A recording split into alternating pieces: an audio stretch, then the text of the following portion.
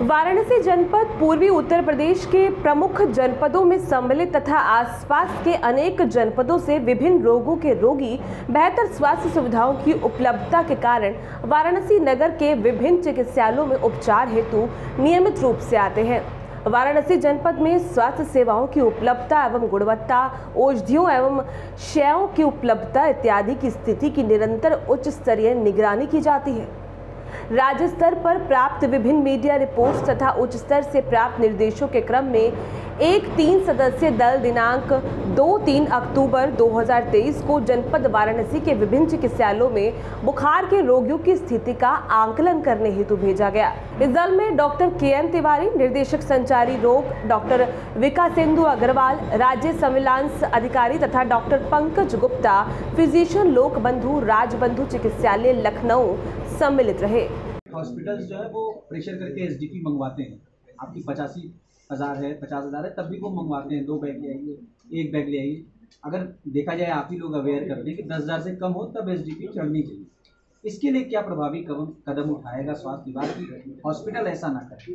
जो पेशेंट्स को कहते हैं कि नहीं SDP चढ़ेगी ही चढ़ेगी, तो इसके लिए क्या प्रभावी? नहीं, इसमें तो मेन ये है कि पूरे ज़िले में जो स्वास्थ्य केंद्र हैं हमारे सरकारी, उसमें इस तरह की IEC की जाए कि वहाँ पे जो पेशेंट आए उसे पता रहे कि नहीं साहब हमारा जो है 80,000, 85,000, 60,000, 50,000, 40,000, 30,000 ऐसी कोई आवश्यकता नहीं है। हाँ, जब थोड़ा प्लेटलेट कम है, मान लिया किसी का 30,000 है, तो वो उसे वाच की श्रेणी में रखें। 20,000 है तो वाच करें, एडमिट हो जाएं, क्योंकि सिंपल फ्लूइड से और थोड़े से उनका हाइड्रेशन सही करने से ही प्लेटलेट बढ़ना शुरू होता है। और एक बार उनका डिक्रीजिंग ट्रेंड ख़त्म हो जाए, इंक्रीजिंग ट्रेंड आ जाए तो संख्या माने नहीं रखती, वो घर जा सकता है। बनारस की बात करें सर, आप बनारस आए हैं, बनारस के लोगों में एक डर है, बहुत तेज़ी से फीवर है जिसकी जांच भी नहीं हो पाई। मतलब वो डेंगू नहीं है लेकिन लोगों को वायरल फीवर है। उनसे क्या अपील करेंगे? संचारी रोगों से कैसे बचें, क्या ध्यान रखें कि वो बच के? नहीं, संचारी रोगों से जैसे वो मान लिया बीमार हैं, वायरल फीवर किसी भी तरह का हो, तो वो आके सरकारी अस्पताल में दिखाएं, आवश्यक जांचें कराएं। बहुत सारे जो हैं वो हीमोग्राम से ही एक पिक्चर क्लियर हो जाती है कि उनको क्या है, प्लेटलेट कम है या फीवर ज़्यादा दिन से है, तो उनका डेंगू, चिकनगुनिया और उसके लिए एलाइज़ा टेस्ट कराएं। और उसमें किसी तरह की घबराने की बात नहीं है, क्योंकि डेंगू को भी थोड़ा सा शुरू में मैनेज कर लें तो मॉर्टेलिटी ना के बराबर है, बहुत ही कम है इस बार पिछले वर्षों की तुलना में। और मलेरिया और चिकनगुनिया में तो कोई ऐसी मॉर्टेलिटी है ही नहीं जब तक कि फैल्सीपेरम ही मलेरिया ना हो, और हमें नहीं लगता कि फैल्सीपेरम मलेरिया बनारस में है नहीं। तो सिर्फ एक डेंगू ही है जो डेंजर पॉइंट है, और प्लेटलेट कम है तो घबराएं नहीं, हॉस्पिटल में आएँ, एडमिट हों। और बहुत मतलब 80-90% से ज़्यादा तो पेशेंट ऐसे ही होंगे जिनको कि कोई ब्लड की या प्लेटलेट की ऐसी आवश्यकता नहीं है। नहीं कर सकते, तो इसको हम जनरलाइज्ड वायरल फीवर कहेंगे, जिसमें से 8-10% केसेस डेंगू के भी हैं। लेकिन जो अभी तिवारी जी ने आपने बताया कि लोगों के नहीं, ये संभव नहीं है, ये संभव नहीं। वायरल फीवर अगर वायरल फीवर ही उसको कहा जाए। देखिए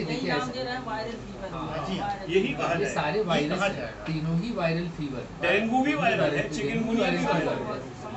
अच्छा, इनके सिम्टम और ब्लड पिक्चर ज़्यादातर लगभग सेम होती है। प्लेटलेट सब में गिरेगा, WBC जो काउंट है सब में गिरेगा, लेकिन चूंकि डेंगू जो है उसमें जीवन की हानि संभव है, इसलिए डेंगू अगर पॉजिटिव है तो हमें थोड़ा सा ज़्यादा कॉशियस रहना होगा उसके मैनेजमेंट के लिए। सर 2 चीज़ जैसे बहुत ज़रूरी है।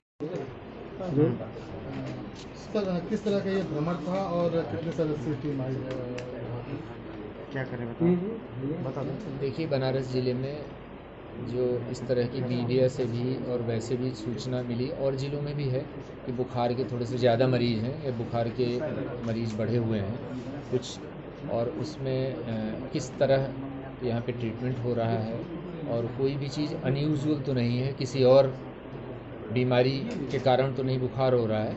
तो इन्हीं सब चीज़ों के लिए हम लखनऊ से आए हैं। मैं निर्देशक संचारी हूँ, हमारे साथ स्टेट सर्विलेंस ऑफिसर हैं डॉक्टर विकासेंदु अग्रवाल, और एक फिजिशियन भी लोक बंधु राजनारायण के हैं, वो हमारी टीम के सदस्य हैं। तो इसी के दृष्टिगत हम लोगों ने तीनों जो बड़े चिकित्सालय हैं उनका दौरा किया, और वहाँ भर्ती जो मरीज़ हैं वो उनके इन्वेस्टिगेशंस, उनके सिम्टम्स और उनको जो सुविधाएं दी जा रही हैं उनके बारे में विस्तृत जानकारी प्राप्त की और जो कुछ सुधारात्मक उपाय हैं उनसे भी वहाँ के सीएमएस से बात की कि क्या किया जा सकता है। और जहाँ तक स्पेसिफिक डेंगू की बात करें हम, तो डेंगू के बहुत ज़्यादा पेशेंट नहीं हैं। जो डेंगू का पूरे प्रदेश में प्रकोप जिस तरह से है, तो औसत से तो बनारस में कम ही है और बहुत ज़्यादा पेशेंट नहीं है। 2 जगह तो इकाई में ही है, एक जगह 13 पेशेंट हैं एसएसपीजी में, बाकी 12 हैं डेंगू के डीडीयू में, और आरबीएल में 8 मरीज हमें मिले जो कि पॉजिटिव हैं।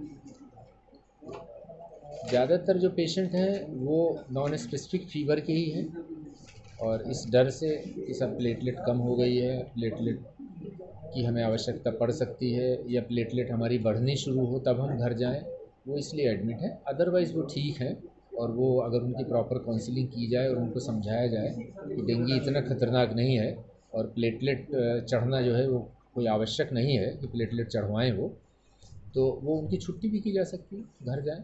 तो थोड़ा सा हम इस तरह के भी एक प्लान जो है उसको यहाँ पे मूर्त रूप देंगे कि हर हॉस्पिटल में एक डेंगू का एडमिशन प्रोटोकॉल लगे और एक डिस्चार्ज प्रोटोकॉल लगे, जिससे पेशेंट खुद एजुकेट हो सके कि अब हम ठीक हैं, हमारी इतनी प्लेटलेट्स है।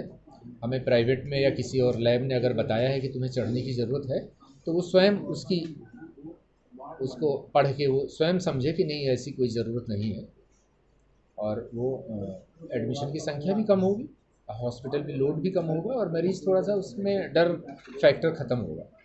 सर बात करें अभी बातचीत में बात चाहिए एक सेकंड ओपिनियन होगा कि बुखार के ज़्यादातर मरीज़ क्यों आ रहे हैं और उनका मैनेजमेंट के और क्या बेहतर तरीके हो सकते हैं।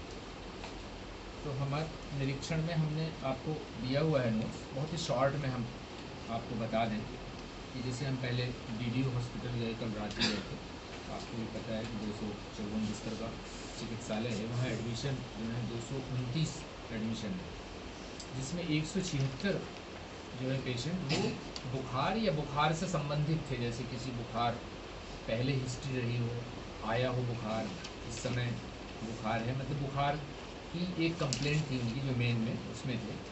उसमें डेंगू पॉजिटिव 12 लोग थे जो कि डेंगू पॉजिटिव थे, बाकी नॉन स्पेसिफिक फीवर थे। तो हम लोगों ने एक मत बनाया कि जो ये नेगेटिव पेशेंट्स हैं आखिर ये क्यों एडमिट हैं और उनके मन में किस तरह का डर है। तो ये पाया गया कि वहाँ पे ज़्यादातर मरीजों को ये था कि साहब प्लेटलेट